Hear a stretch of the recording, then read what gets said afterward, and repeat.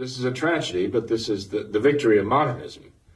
This is where modernism really wins, so to speak, when the conservatives who still have the faith are basically losing their grip on the whole idea of what the Catholic Church is and what it was meant to be, what the papacy is and what it is meant to be by Christ. And they're beginning to adjust. They're beginning to adjust their understanding of what the Catholic Church is. They're adjusting their concept of what the papacy is around Francis. And he's basically dictating to them their understanding. Even the conservative Novus Ordos, who denounce what he's doing, are adjusting their expectations. And thus their very concept of the papacy and the Church around Francis, all to somehow explain the idea that he's the Pope, and there's nothing we can do about it.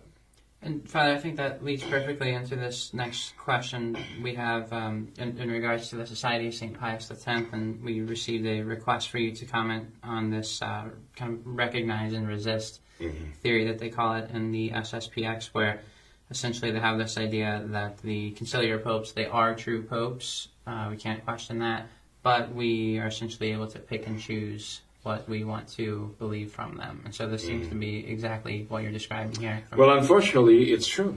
I mean, the whole idea that I just expressed here does apply to the recognize and resist mentality. And this is where I find the real poison or the real toxin in the recognize and resist idea of the Society of St. Pius X. This is why I find it so dangerous. That they find it necessary to adjust what they say according to the need to be in the good graces of the modernists, notably Francis, the modernist in chief, right? And the result of that is that they, I mean, not only their leadership, but their clergy and their laity are actually adjusting, perhaps even unawares, they're adjusting their concept of the Church. They're adjusting their concept of the papacy. And somehow, in order to accommodate Francis and to avoid the question that what he's doing is simply antithetical to the papacy, to the office of the papacy. The argument about the canonizations that Francis has done, for example. I mean, the writers of the dogmatic theology books, approved by the Church, Zubizarreta and others like him, told us that the canonization of saints is, in fact, infallible. It involves what is called the secondary object of the Church's infallibility, because she can't have us praying to say that those who are not in heaven might even be in hell. She can't have us invoking their intercession, almost instead of asking a saint for help, leaving the faithful open to asking a demon for help, as though we're conjuring evil spirits, And you can't hold up as a paragon of faith and extraordinary virtue someone who actually set the example of sinfulness and just out evil. So, I mean, the Church has to have that guaranteed authority to declare who is actually a saint. Now, because of Francis canonizing some of the most, what shall I say, unlikely, shall we say, candidates, right? He's canonizing those who brought in the Novus Ordo, the modernists who have authored the Novus Ordo and imposed it on all these poor, innocent Catholic people. At least they were innocent at the time. Now look what they have to do. Now look what the conservative Novus Ordos have to do. And the Society of St. Pius X. They have to adjust their understanding of the canonization of saints. They have to adjust that to somehow explain that away. How can a real pope canonize someone who is manifestly not a saint in the traditional Catholic sense of the term, right? And not a saint is such that in former days, before Vatican II, there never would have been any thought of canonizing them, as the Novus Ordo has, right? And you know that that's a fact. I mean, there are those being canonized by the Novus Ordo who would not have been canonized before. This is why the Novus Ordo has changed the rules, repeatedly changed the rules necessary to canonize saints, to allow for the canonization of their non-saints. So the Novus Ordo itself has to at least tacitly acknowledge, yes, we had to change the rules because the people we're canonizing would never have been canonized before. And so, together with this now, the conservative Novus Ordo people have had to adjust their whole concept of the authority of the Church in canonizing saints. And they had to adjust to this because of Francis, pure and simple. He is forcing them to redefine the papacy, even in their own minds. And this is the great evil of modernism. It forces even those who are trying to hold on to recognizing the authority of the modernists to adjust to their teachings. There are any number of things. For example, in former times, it was considered to be absolutely impossible for a true pope to flatly contradict the ordinary magisterial teaching of the Roman Catholic Church. The ordinary magisterium. I mean, we're kind of stuck in a way on the idea of the extraordinary magisterium and papal pronouncements, which are ex cathedra pronouncements. And unfortunately, again, the conservative Novus Ordo Catholics, and they're joined also by some of the would-be traditional Catholics too, have had to adjust their concept of the ordinary magisterium. I mean, the ordinary magisterium is that teaching authority of the Church, day by day, decade by decade, century by century. This is her mainstay. The extraordinary magisterium is exactly that. It's an extraordinary pronouncement delivered because of a particular need, a particular crisis of faith that has come up. And the supreme apostolic authority has to be exercised by the Pope speaking as cathedra to clarify what the faith is and what it is not. But the Church has this infallible, ordinary magisterial teaching authority in her day-by-day teaching. And it seems now that, the conservative Novus Ordo types and even, unfortunately, a lot of the would-be traditional Catholic types of minds and souls are willing to let that go. They're willing to sort of downplay the ordinary magisterium of the Church and acknowledge, well, a true pope can contradict that, and it's not a problem. And so they've gone to great lengths, some of these writers, to show why in the past now we thought that a pope couldn't really canonize a non-saint. Well, now we see that that's possible, because that's not covered by the infallible authority of the Church. In the past it was thought that popes could not contradict the ordinary teaching magisterium of the Church. But now we see that, yes, it's possible it can be done, because now we have a different concept. We have to adjust our concept away from what it was in the past to say, well, look, it's happening. Francis is doing it, so it must be somehow possible.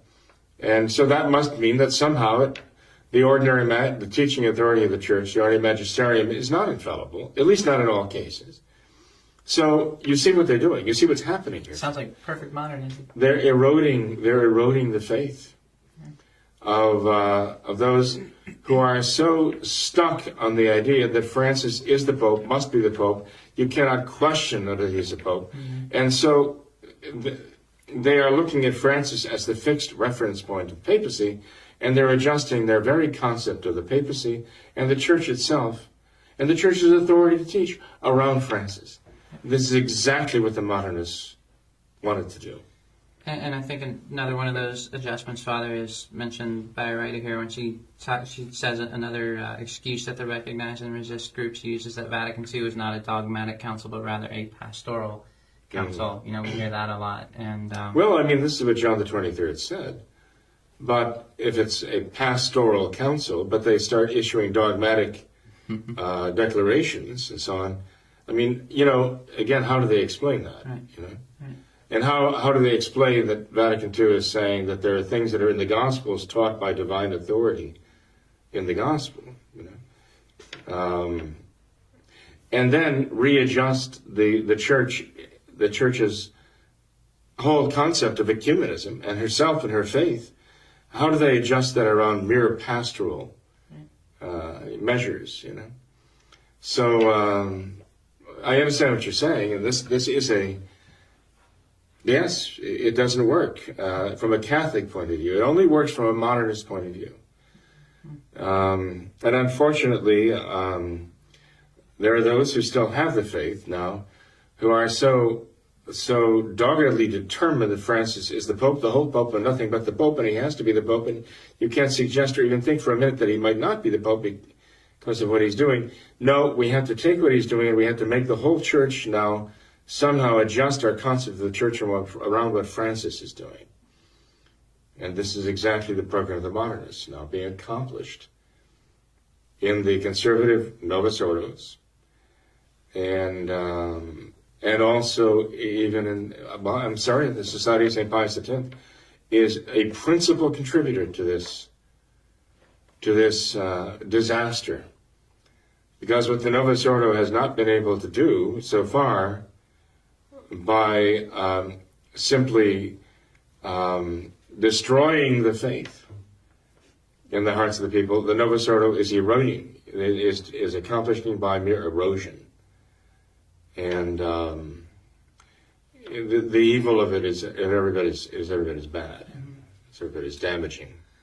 Well, Father, to form a correct opinion of this, could you also address the issue concerning when we are obligated to follow the teachings and disciplines of the Church and when we are not? So when exactly is the Church infallible? When do we have to follow Well, it? we don't have to follow the Church only when it's infallible.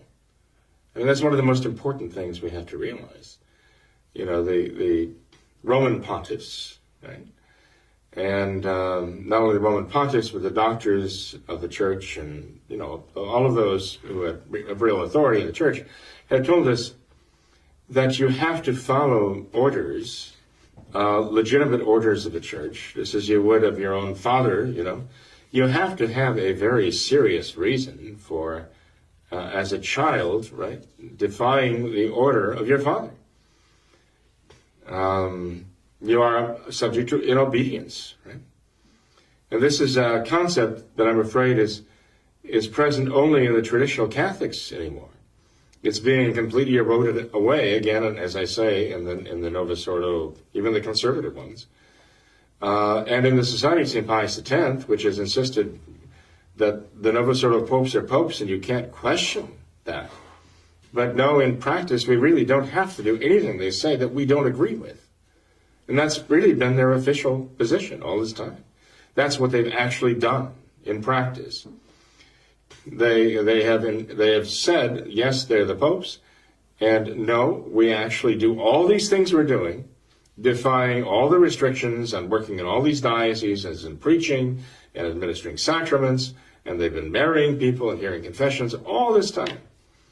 Despite all the prohibitions, the traditional prohibitions against doing this, against legitimate authority. And they just have had this recognize and resist, and as we recognize he's the Pope, and we resist everything he does. And again, what is more deleterious to one's concept of the papacy than that mentality? I mean, if anything is going to be responsible for destroying the traditional Catholic concept of the papacy and the church and the evil of ecumenism and so on, it's going to be the Society of St. Pius X. I mean, it hurts to say this because I still have friendships among the priests there, and I still have a high regard for them, individually, personally. And, I mean, the very idea that you can have in the Novus Ordo Church the traditional faith and practice the traditional faith within there. And you ask them, well, is the Novus Ordo really the same religion as the traditional Catholic religion? I think most of the St. Pius X clergy would say, well, no, it's not. And that's why they brought in their new Mass and their new sacraments, to be not coexistent with the traditional Mass and traditional sacraments. The historical fact of the matter is they brought in their new Mass and their new sacraments, and for 20 years did everything they could to prevent anyone from having the traditional Mass and sacraments. They wanted their new Mass to completely replace and thus obliterate the traditional Mass. They wanted to make it simply go away. And the same with their new sacraments. They were introduced to replace the traditional rites of the sacraments. And so I think, any of the Pius X clergy who know the history of all this and look back beyond the day they were ordained, to see what was happening the day I was ordained, and many other priests were ordained, they would see this is what we were up against. This is what we were dealing with. There was no indult Mass or anything of the kind. It was absolutely forbidden. And so, they just brought that indult Mass in with Ecclesia Dei when Archbishop Lefebvre consecrated bishops. And they said, whoops, we better do something. Otherwise, we're going to lose all these people. So we better give them the traditional Mass on our terms to keep them in the fold. So, Tom, the problem is here that I think most of the Pius X clergy would agree, and I think actually most of the Pius X faithful would agree, that the Novus Ordo is not the traditional Catholic religion, and modernism is not the traditional Catholic faith. You have, as I mentioned before, the faith, and then you have the practice of the faith, the religion. And we have our traditional Catholic faith, which is in the traditional catechisms, the Catechism of the Council of Trent, and so on. And you have the practice of that faith, which is the traditional Catholic religion, with the Mass and the sacraments and the moral teaching and all the rest. But in the case of Vatican II and the modernists then who gained power and hijacked that council and produced those ambivalent documents, at best they're ambivalent, right? And then the bishops came back and imposed the Novus Ordo. And yes, they're the ones who voted on those documents, so they impose what they understand those documents to really mean, and they're the ones who voted on them. So one cannot oppose the spirit of Vatican II with the reality of Vatican II. The same people who voted on the documents came back and put it into effect. Come on, let's be real about this now. So most of the followers of Pius X, I think, would agree that Vatican II is modernism, and the religion that came out of it is modernism with its Mass and its sacraments and so on. It all was putting into effect the modernist principles of Vatican II.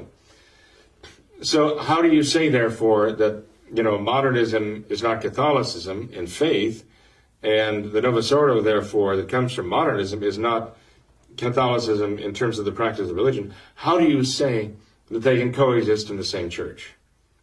It's the whole principle of ecumenism, that you can have multiple religions in the same church and different faiths in the same church, right? And so by claiming this, they're already agreeing to the fundamental principle of modernism, that the church basically is a great church encompassing multiple faiths, whether it's 2 or 20 or 200 or 2,000, doesn't matter. The principle is something you agree to. It's already there. It's the principle behind ecumenism, right? The ultimate ecumenism, the ultimate synthesis of all religions, which involves demeaning dogma, and saying, oh, dogmas have to go. We have to sacrifice these dogmas. If we're ever going to be united, we have to hold these dogmas lightly. As a matter of sort of like you like chocolate and I like vanilla, that's the difference of dogma, really, right? It's not essential. As long as we're like the Protestants, we could agree to 39 theses that we can all agree to. Well, let's make it 35. Well, maybe it's down to 26. I mean, the whole idea, though, is it's all there. The principle's already in place. So, unfortunately, the Society of St. Pius X is contributing to that idea. Unwittingly, I'd like to think unwittingly, and hopefully not wittingly, so not deliberately, but I think they're definitely on the wrong track here. So, I mean, I don't know if that answers your question or not, but Sure. I think that recognize and resist idea is untenable in terms of Catholicism, the Catholic faith. And I think that the result of it is going to be, as I mentioned, that all of those who follow that are going to gradually find themselves thinking more like modernists and accepting modernism in principle. Sure. And ultimately then in practice too.